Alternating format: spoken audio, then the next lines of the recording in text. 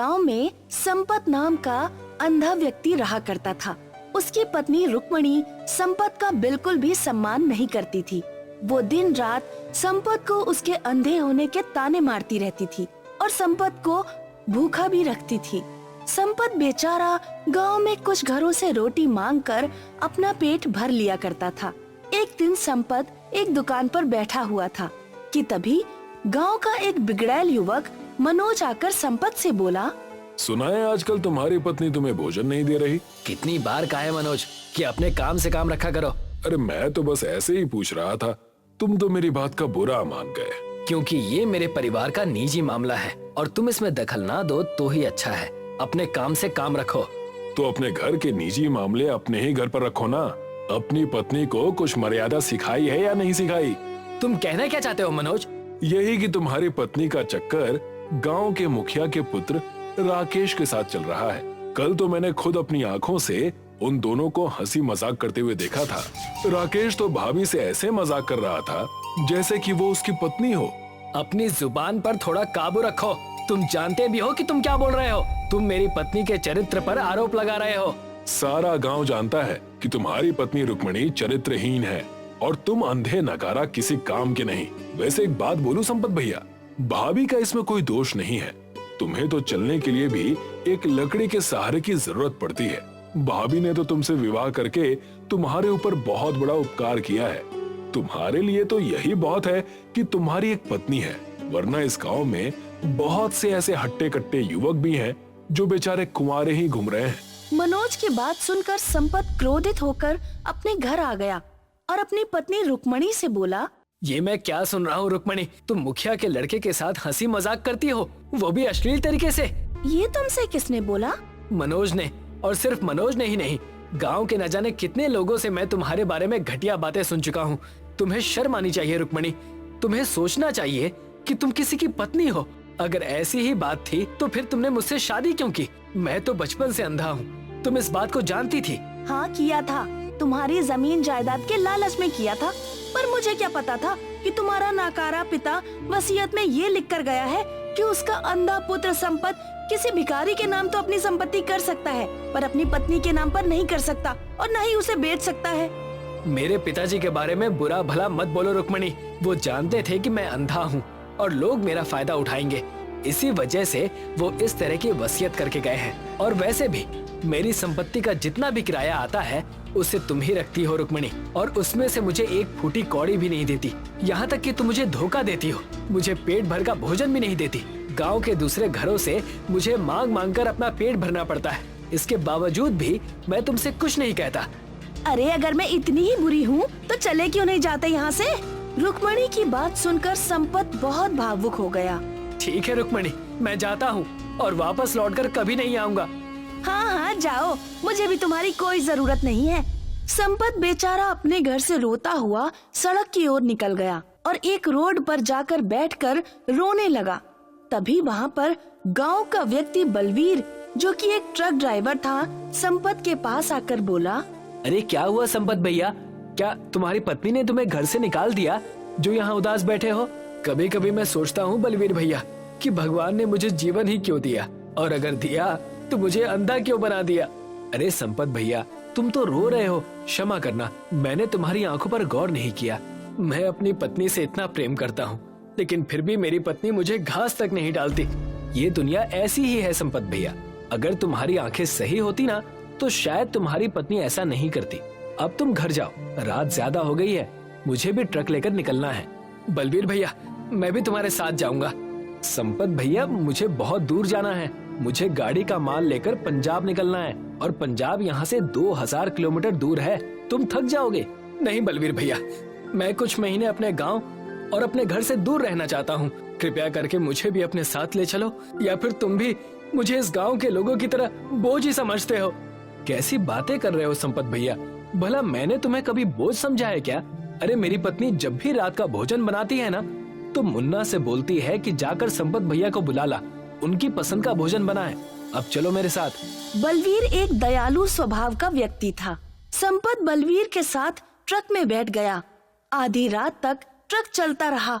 अचानक ट्रक के चारों टायर में एक ब्लास्ट हुआ। क्या हुआ बलवीर भैया?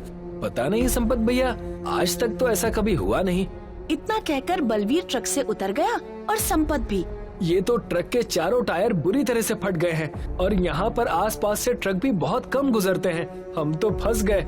संपत घबराते हुए बोला। अब क्या होगा बलबीर भैया? सोचने दो संपत भैया, कोई ना कोई तो हल निकालना पड़ेगा, नहीं तो हम दोनों इस जगह पर भूखे प्यासे ही मर जाएंगे। तभी बलवीर की नजर नजदीक खड़े एक ट्रक पर पड़ी। ट्रक को देखकर बलवीर बुरी तरह से हैरत में पड़ गया। वो ट्रक रात के अंधेरे में बुरी तरह से जगमगा रहा था। बलवीर दौड़ता हुआ उस ट्रक के पास पहुंच गया। ट्रक को देखकर उसकी आंखें विस्मय से फटी की फटी रह गईं, क्योंकि वो ट्रक पूरा मिट्टी का बना हुआ था। बलवीर संपत की ओर देखकर बोला। संपत भाई, मुझे तो यहाँ पर कुछ गड़बड़ लग रही है। इस तरह का ट्रक मैंने अपने जीवन में कभी नहीं देखा। मिट्टी का ट्रक ऐसे बना हुआ है मानो जैसे कि पूरा का पूरा असली हो। ध्यान से देखो बलवीर भैया, हो सकता है इसका मालिक भी इसी में मौजूद हो। पागल हो गए हो क्या संपत भैया? कोई नहीं है यहाँ पर। तो फिर ट्रक को स्टार्ट करके देखो, हमें तो बस इस वीरान जगह से बाहर निकलना है। संपत की बात बलवीर को जच गई। बलवीर ने संपत को ट्रक के अंदर बिठा दिया। उसने जैसे ही चाबी घुमाई, ट्रक स्टार्ट हो गया। कमाल है, अजीब बात है, मिट्टी का ट्रक स्टार्ट कैसे हो सकता है? बलवीर ने गियर डाला ही था कि तभी एक बड़ा सा घेरा, जो कि दूर से बिल्कुल ब्लैक होल की तरह मालूम होता था, बलवीर के सामने बन गया और वो ट्रक अपनी फुल रफ्तार से उस ब्लैक होल में समा गया। उसके अंदर अंधेरा ही अंधेरा था। बलवीर चीखते हुए संपत से बोला। संपत भैया, तुम ठीक तो हो? यहाँ पर तो अंधेरा ही अंधेरा है, कुछ भी दिखाई नहीं दे रहा। मुझे तो डर लग रहा है। अरे बलवीर भैया, मेरे जीवन में तो पिछले 25 सालों से अंधेरा है। मैं भी किससे पूछ रहा हूँ, संपत भैया तो बेचारे स्वयं अंधे हैं। तभी बलवीर को सामने सूरज उगता हुआ नजर आया और देखते ही देखते वो ट्रक एक रोड पर जाकर खड़ा हो गया। बलवीर संपत को लेकर उस ट्रक से बाहर निकलकर आ गया और हैरत से चारों ओर देखने लगा। उसने देखा कि सूरज सर पर था। क्या हम पंजाब पहुंच गए? पंजाब नहीं संपत भैया, हम तो पता नहीं कहां पहुंच गए, समझ में नहीं आ रहा। अभी कुछ चंद सेकंड पहले तो इस ट्रक में बैठे हुए थे, अचानक इतनी जल्दी दोपहर कैसे हो गई? और ये कौन सा गांव है? मुझे तो कुछ भी समझ में नहीं आ रहा। लगता है हमने इस ट्रक में बैठकर बहुत बड़ी गलती कर दी है। इससे तो बेहतर हम उस सुनसान वीरानी जगह पर ही थे। इतना कहकर बलवीर ने क्रोधित होकर एक घूंसा ट्रक पर मार दिया। बलवीर के घूंसा ट्रक में पड़ते ही उस मिट्टी के ट्रक में धूल उड़ने लगी। मगर जैसे ही वो धूल के कण संपत की आंखों में पड़े, संपत को सब दिखाई देने लगा। मुझे अब दिखाई दे रहा है बलवीर भैया, तुम तो काफी लंबे और चौड़े हो। क्या मजाक कर रहे हो संपत भैया? मजाक नहीं कर रहा बलवीर भैया, सच कह रहा हूँ। तुमने इस वक्त नीली कलर की पगड़ी, ब्लैक कलर की पैंट और लाल रंग की शर्ट पहन रखी है। अरे वाह, तुम्हें तो सब कुछ दिखाई दे रहा है संपत। तभी संपत उस जगह को बहुत गौर से देखने लगा। अचानक उसके दिमाग में तेज धमाका हुआ और वो दौड़ता हुआ खेतों की ओर भागने लगा। बलवीर भी संपत के पीछे दौड़ता हुआ खेतों की ओर भागने लगा। तभी संपत की नजर एक बच्चे पर पड़ी, जो कि कुछ बच्चों के साथ झूला झूल रहा था और बच्चों से जिद कर रहा था कि वो झूला बहुत तेज झुलाएं। संपत ये दृश्य विस्मय भरी नजरों से देखते हुए बलवीर से बोला। बलवीर भैया, तुम्हें पता है कि बच्चा कौन है? मुझे क्या पता कि ये बच्चा कौन है? इस बच्चे को गौर से देखो बलवीर भैया, तुम्हें समझ में आ जाएगा कि ये बच्चा कौन है। और सामने उस बच्चे को भी देखो।